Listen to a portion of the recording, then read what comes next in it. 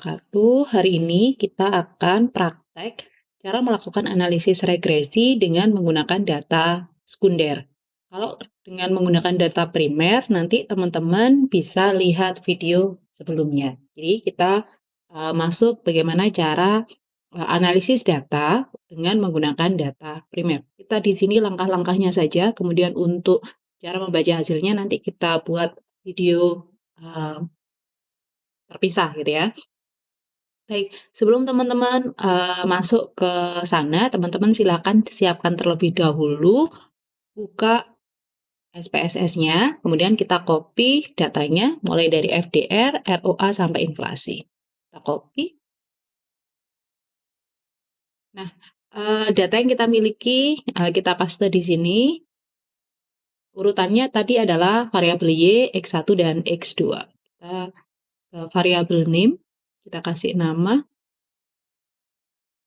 Y, X1, X2.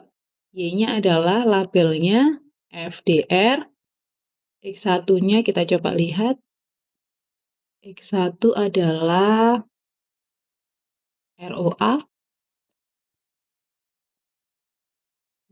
X2-nya adalah inflasi. Baik, kalau sudah seperti ini, maka kita bisa melakukan langkah-langkah pengujian. Dalam langkah-langkah pengujian, biasanya akan kita mulai dengan uji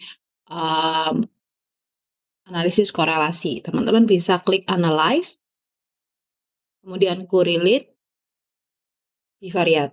Nah, di sini teman-teman masukkan terlebih dahulu variabel X dan X-nya terlebih dahulu. Ada X1, ada X2. Kita masukkan sebelah kanan, kemudian baru variabel Y.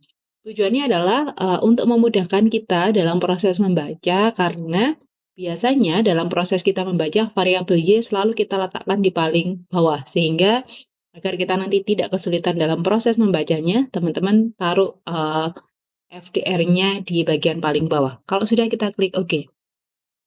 Nah, dari bagian ini yang harus kita lihat nanti adalah di bagian sini. Saya kasih warna di 0,99 itu nanti yang kita akan baca. Jadi kalau untuk analisis korelasi dan regresi, di sini yang akan kita baca. Nah, kalau di data primer biasanya korelasinya itu korelasi yang positif gitu ya. Ternyata nanti kalau kita dapatkan di data sekunder ini, dua-duanya memiliki korelasi yang negatif. Apa itu negatif? Nanti kita bahas lebih lanjut di pembahasannya.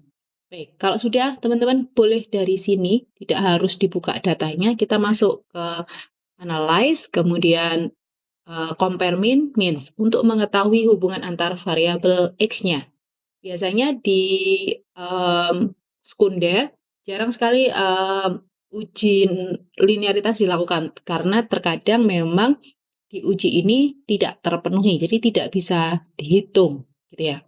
Nah, masukkan dependent variabel Y di dependent list, kemudian independent di independent list. Kemudian jangan lupa klik option, teman-teman pilih test for normality. Continue, klik OK. Kita lihat hasilnya.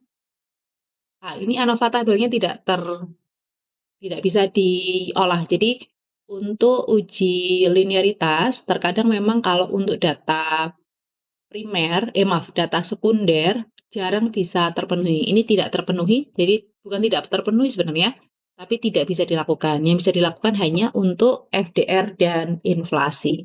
Nah, bagian uji linearitas ini, kalau dua-duanya tidak ada satu yang tidak keluar, sebaiknya memang tidak usah dilakukan gitu ya.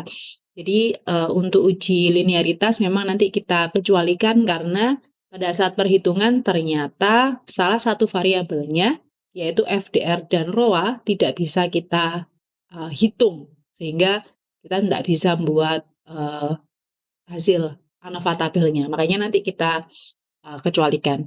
Baik, kita lanjutkan. Masuk ke analisis regresi, teman-teman klik Analyze, Regression Linear.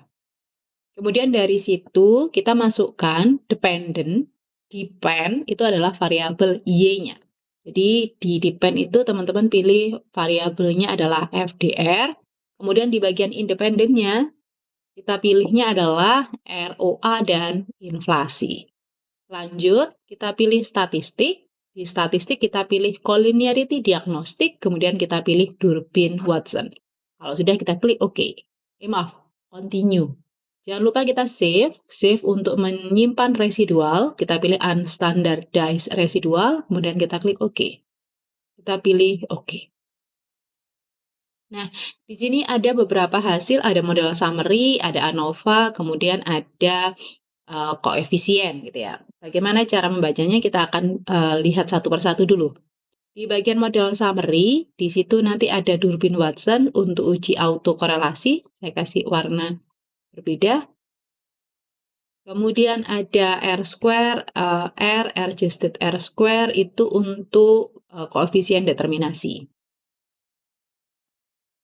Kemudian untuk uji bersamanya, kita punya ANOVA, F, dan SIG-nya.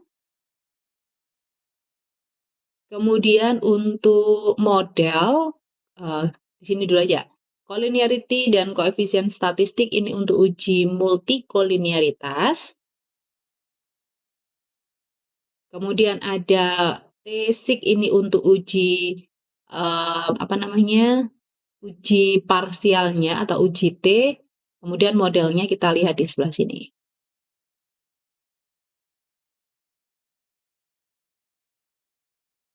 Ya, baik.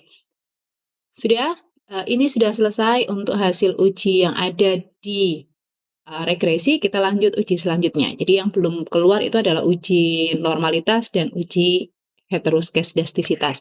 Uji normalitas teman-teman bisa klik analyze, kemudian non-parametric test, legasi dialog, kita pilih one sample KS, kita masukkan unstandardized residual, kemudian kita klik OK.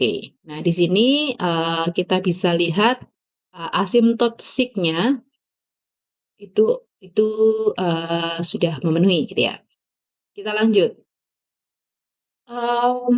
Uji heteroskedastisitas. Kita klik analyze, kita pilih transform, compute variable, kita tulis ABRES, kemudian ABS residual 1. Kita klik, kita kurung tutup, kemudian kita klik OK. Kita akan mendapatkan hasil dari ABRES-nya. Jadi yang semula dia bernilai negatif, di ABRES dia berubah menjadi positif. Ya.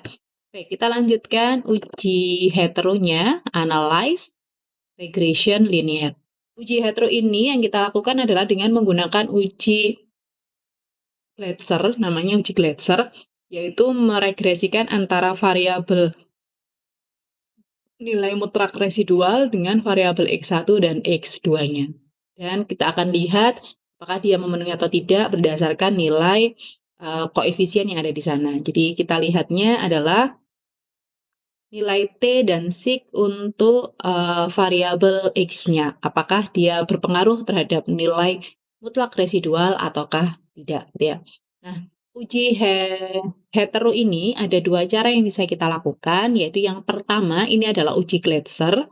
Kalau uji Gletser sudah memenuhi, sebenarnya kita tidak usah uji yang selanjutnya. Tapi kalau uji Gletser ini tidak memenuhi, maka teman-teman bisa melakukan uji lanjutan, gitu ya. Baik, ini sudah selesai untuk uji yang secara keseluruhan.